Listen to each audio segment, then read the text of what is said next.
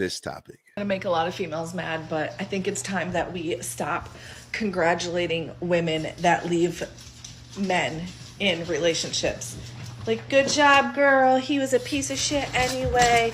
I knew that you could leave him. Meanwhile, old Sally hasn't given her man Pound Town in over a year, and her man's mentally drained, going insane, finally steps out, and Sally notices that Tom's cheating, and now he's the fucking problem.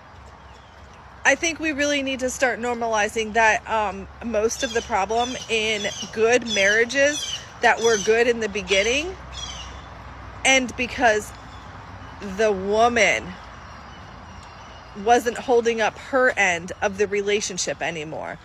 Now, a lot of people will say, well, you can't say that's the case with every relationship. You absolutely cannot say that's the case with every relationship. However, we have to understand the impact of culture, the impact of society. We are living in a world where we tell women they can do no wrong, where we're not criticizing women. You can't hold a woman accountable, all these different things. So it's obvious to me, maybe it's not to y'all, I don't know, but it's obvious to me that if it's going to lean one way or another, we're not running around telling the men that, oh, you don't have to do this, you don't have to do that, you could just be a bum, you don't have to make money. No, men are very clear on the things that we need to provide or the things that we need to bring to the table in order to qualify for certain things. Now, that doesn't mean that every man is going to do those things, but they will probably understand that them not being willing to sacrifice and give, that they're not going to also take away the things that they would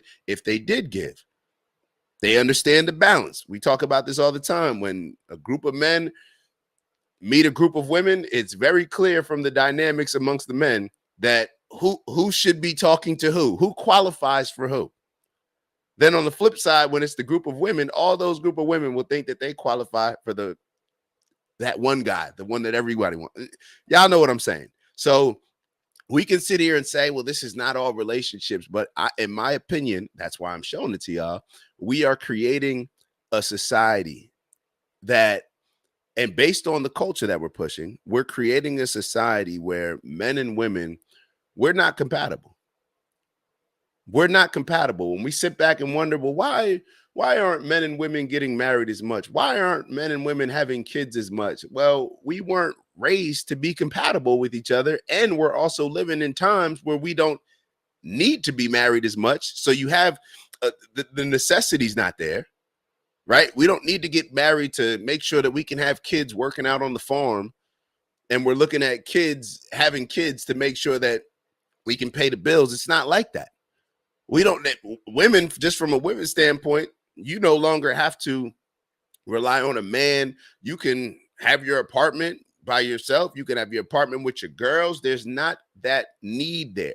So when you couple that with the influences that society places on us, where women are perfect just the way that they are, don't let anybody change you, then what do you expect to happen?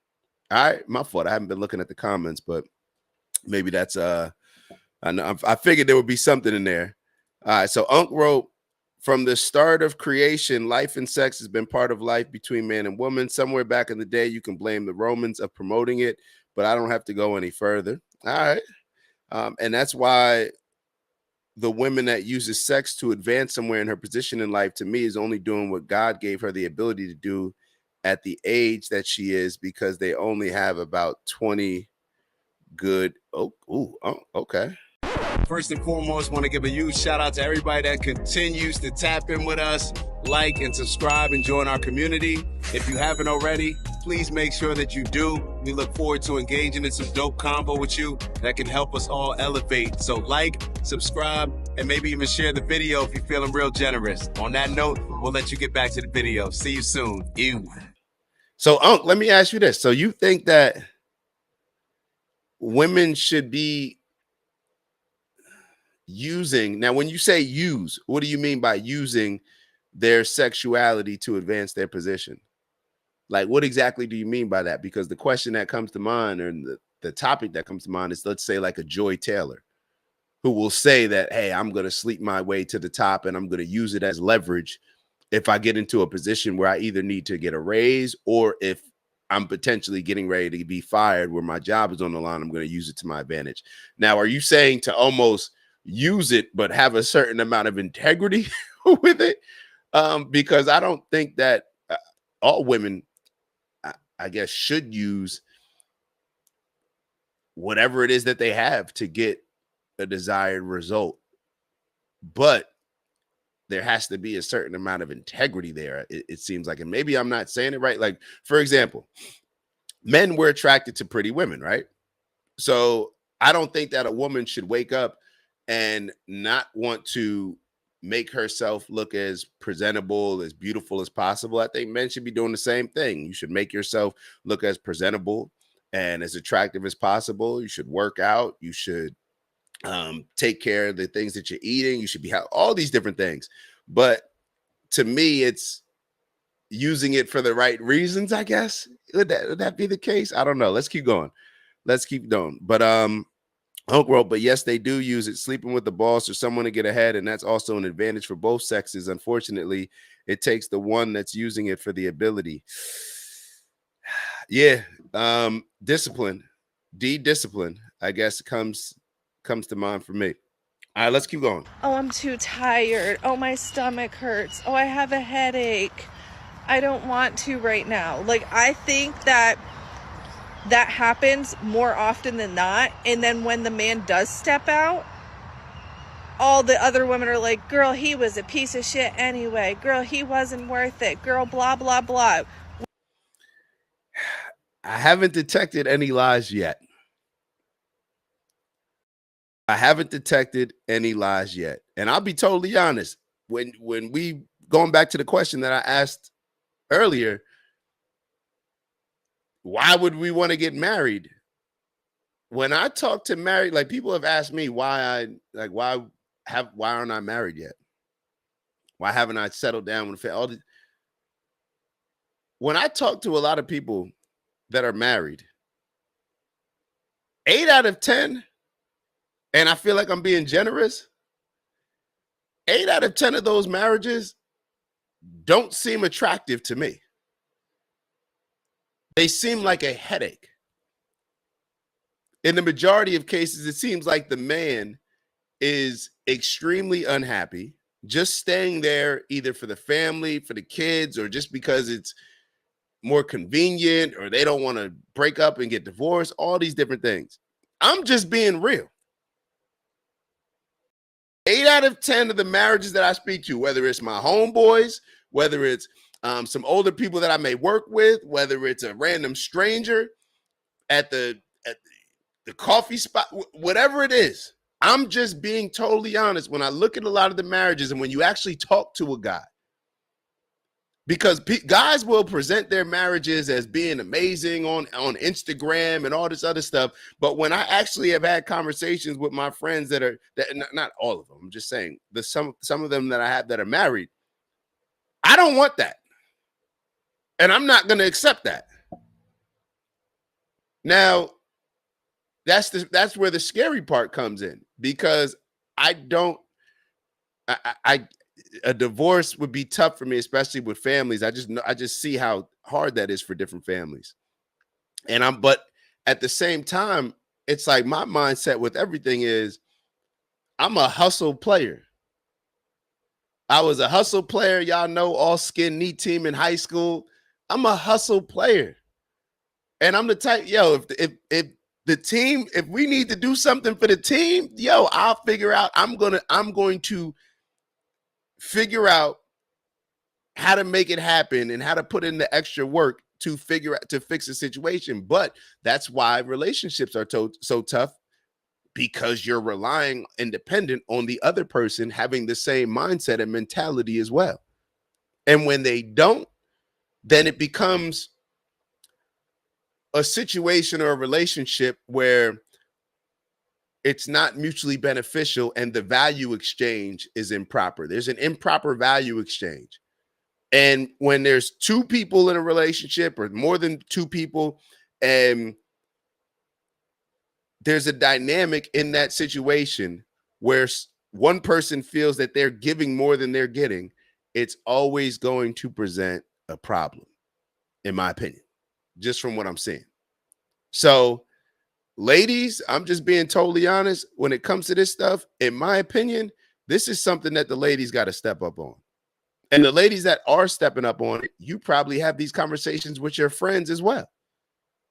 And yeah, I don't know. I don't know. But the whole I don't know. Let me get some other people's opinions. Hold on. My fault. Unc going crazy on here. Unc going crazy. Um, oh no, I thought Unc not going crazy. I'm talking about the comments. I thought I had a lot to read.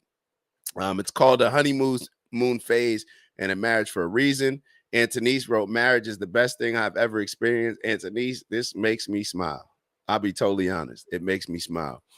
Unc wrote, some marriage people have that agreement that regardless to what sex is, not an issue. But yeah, women do use that against you.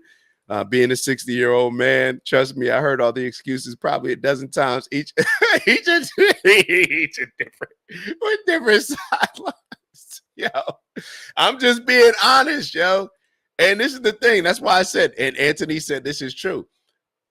Like the people that are just being honest with it, you know, in my opinion, the people that are in great relationships, I would imagine that when you sit down and talk to your friends who may not be in relationships, or you hear these kind of conversations, you're probably just like nodding your head saying like, yo, this chick crazy or this dude crazy. But you know what I mean? All right, let's keep going. Let's keep going with the video. Let's keep going. When in actuality, you had a good ass man. You just didn't know how to maintain him. That's all facts. All facts. Now, let me preface this by saying that this doesn't mean that every single guy is a good man. That goes without saying. But too many times I've heard of men that are in sexless marriages that is not even doing anything wrong. And you will see women online congratulating each other for walking out of a situation where all they had to do or all she had to do was put in a little bit more effort. You know, the same amount of effort that she was putting in when they first met, and she was really begging to get a ring and she was really desperate to be married to him. But then when she got comfortable or when she got into the situation, it automatically changed into something different because the new requirements set in all of a sudden after the honeymoon phase was over. Yeah. And I'll be honest, Anton's talking about, Anton's a little older. So I think Anton's about 42, 43. So he's a little older than me. I'll be honest, Anton, yo, he's talking about what the women were doing in the beginning when they wanted to be married and all this. I don't even know if that's happening in the beginning nowadays. I don't even know if that's the energy in the beginning. I don't know if in the beginning of, dating and whatnot, if they even putting in the effort in the beginning. Like the entitlement is so crazy right now and so extreme that it's almost from a mindset of you need to prove yourself to me. That's what, and I'm not blaming women for this. Let me back up for a second. I don't blame women for this. I actually blame men. We have created and fed into a society, in my opinion, that makes women feel exactly how this lady is describing how a lot of the women that she interacts with feel. We've created this society, Anton. So I can't even sit here and say that, oh, they were doing everything in the beginning. Nah, I don't know about that. But then the question is, what do people even want to get married for? The people that do end up getting married. I would expect that you want to get married if you're going to have kids. Most people that I speak to see more of the advantage in getting married when you're going to have kids. I've had plenty of conversations with people where they're like, yo, what's the point of getting married if you're not going to have kids? Y'all could just be together, cool, but what's the point of being married? Now, I still think that that there's some benefits and pros to being married, whether or not you have kids, but I'm just asking it to get into the mindset of the woman, because how do I say this? how do I say this? And this is not, and this is, well, I'll just say it because it's not a particular person or anything like that. Even though I'm trying to think, a lot of times I'm thinking about what I'm saying because I don't want anybody listening who could end up hearing this to think that I'm talking about them, but because that's how our minds work, right? You could be talking about a situation with 50 different people, but all 50 of those people are going to be thinking like, yo, he's talking about me on this. Nah, I'm talking about everything that I've observed and nothing in particular. But a lot of times people getting married, and the fellas, we get married because we ultimately want to start a family, but that's not even the main objective of the woman. It's like, what did you just want to get married just to say that you were married, just to say that you had a ring, just to say that now when you present yourself, you could put you as a Mrs. Like, what was the actual point of it? And perhaps that should have been discussed ahead of time. So let's just keep going because I'm just talking about like 100 different conversations that I've had or have observed, and maybe it's not 100, but y'all get the point that I'm making. It's not about you specifically, whoever that you is sitting there thinking like, damn, like did I tell Dak that? Like, I didn't think I told that. Yeah, that type of situation where she required for him to put in more effort once they got married, instead of them coming together, and she's not an effective communicator, but expected for him to do all of the things that he did to get her.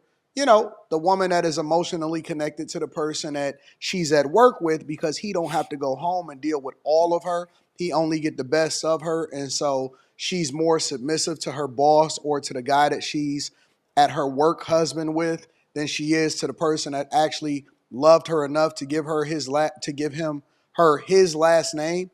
That type of woman. It's a miserable existence for some of these people. You bring up a great point. The last message that you sent over, most young people today don't know the music of Isaac Hayes, Curtis Mayfield. Love music love music is Luther Vandross. You're absolutely right, You're absolutely right. I did a post yesterday. I've just put it, I didn't even put it up yesterday, just recorded it yesterday, talking about how the TV shows with the sitcoms, think about from the sitcom standpoint, we used to have Carl Winslow with Family Matters, Uncle Phil with Fresh Prince, Robert Townsend, I forget the name that he was playing, Robert something, in Parenthood. Even with Full House, Danny Tanner. You had him, he repping it as a single dad holding it down. You had all of these parents in the household, of course, the Bill Cosbys, all these different shows. And what we were seeing, right? We always talk about the cultural impact and how it's controlled and shaped by music and then TV shows or movies, right? So when we listen to the music what the music is telling us, yeah, of course. And what ends up happening is, what I think we have to be very careful of, every generation has to be very careful of this, because what ends up happening, the generation before us, it's like we focus on the thing. We don't realize how things impact the next generation because we don't take into consideration that their experience is different than ours. So let me try to explain this better. If I grow up in a society where I saw more families, we grew up, we saw these sitcoms on TVs that I was just telling you guys about, where there was an emphasis on the family. You saw all these families on TV, and ultimately you wanted to be like that, right? Ultimately, you're like, yo, that looks cool. Like, you know, I want to be like Uncle Phil. I want to be like Carl Went. Like, all you saw these representations, right? You're going to do it in your own way, of course, but you still valued the family. Now, when we listen to this music, or that we'll bop to the music that's, let's say, playing right now. I'm 38 years old. I'm listening to the music. I'm bopping to it.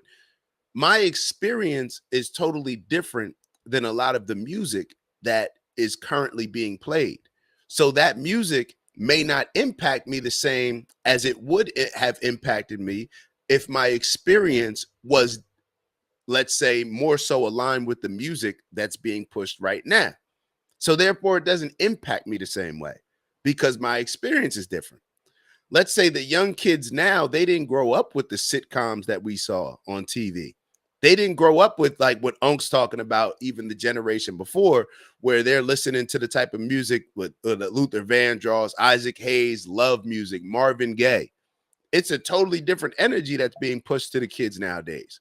So therefore, we selfishly, I'm talking about me right now, when I hear certain music, I still have my experience to where my previous experience can listen to the music and totally separate it from reality.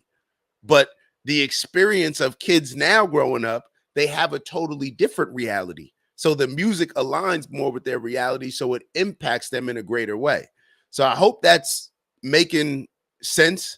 Hopefully it's coming across the right way.